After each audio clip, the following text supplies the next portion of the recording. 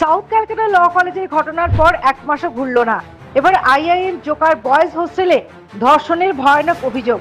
ভয়ঙ্কর গা শিউরে ওঠা, আবারও ধর্ষণের অভিযোগ, আবারও সেই কলকাতা। আরজিকর কাণ্ডের পর এক বছরও কাটেনি, একের পর এক ধর্ষণের ঘটনা ঘটেই চলেছে। সাউথ ক্যালকাটা ল কলেজের ঘটনার পর এক মাসও ঘুরল না।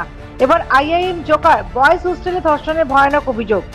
ইনস্টিটিউটের দ্বিতীয় বর্ষের ম্যানেজমেন্ট পড়ুয়ার বিরুদ্ধে ধর্ষণের অভিযোগ উঠেছে। ওই পড়ুয়াকে গ্রেফতার করেছে হরিদেবপুর থানার পুলিশ।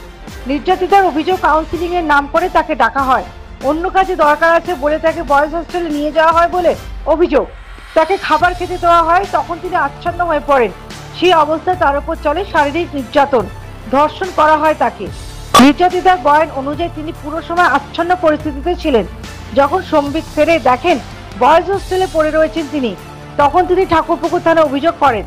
এরপর পুলিশ ক্যাম্পাসে গিয়ে তথ্য প্রমাণ সংগ্রহ করে, তারপর গ্রেফতার করা হয় অভিযুক্তকে। নির্যাতিতার অভিযোগ, কাউন্সিলিং সেশনের নাম করে তাকে ডাকা হয়েছিল। বয়েজ হোস্টেলে ঢোকার পর সেখানে ভিজিটার্স বুকেও সই করতে দেওয়া হয়নি তাকে। সেখানে পিৎজা এবং জল খাওয়ানো হয়, তারপরে তিনি আচ্ছন্ন হয়ে পড়েন বলে অভিযোগ।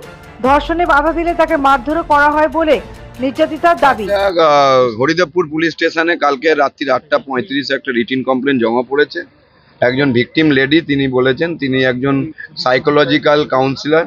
সে তার সাইকোলজিক্যাল কাউন্সিলরে আমার যে ক্লায়েন্ট আছে তার সাথে সোশ্যাল মিডিয়ার মাধ্যমে তার আলাপ হয় এবং তিনি আইআইএম জোকাতে উইদাউট রেজিস্ট্রেশন করে উনি তার ক্যাম্পাসে যায়। অ্যালিগেশন দিয়েছে তার সঙ্গে একটা সেক্সুয়াল পেনিট্রেশন, একটা অ্যাসল্ট হয়।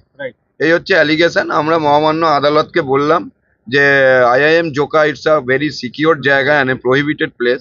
সেখানে রেস্ট্রিক্টেড জায়গা, সেখানে এন্ট্রি করতে গেলে বিভিন্ন জায়গায় তার নিজের পরিচয়পত্র দিয়ে এবং কার কাছে দেখা করতে যাচ্ছে রেজিস্ট্রি করে তারপরে তাকে এন্ট্রি করা হয়। কিন্তু ঘটনাটা যেরকমভাবে অ্যালিগেশনে দিয়েছে, আমার মনে হয় ঘটনাটার মধ্যে কোনো ফিসি ব্যাপার আছে। মানুষের আর অপমানের শেষ নেই।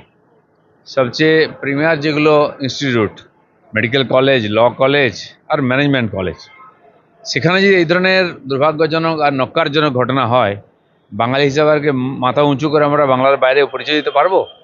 আজকে সেই সংকটের সময় এসে গেছে। সারা পশ্চিমবাংলার লোককে এটা ভাবতে হবে যে কারা সরকার চালাচ্ছে। মমতা ব্যানার্জির কোনো স্টেটমেন্ট আমরা দেখি না। তার মানে কি উনি এগুলো সমর্থন করছেন? তার অনুপ্রেরণায় এই সমস্ত ধর্ষণের ঘটনা হচ্ছে? এটা আমাদেরকে ভেবে নিতে হবে তাহলে এরপরে।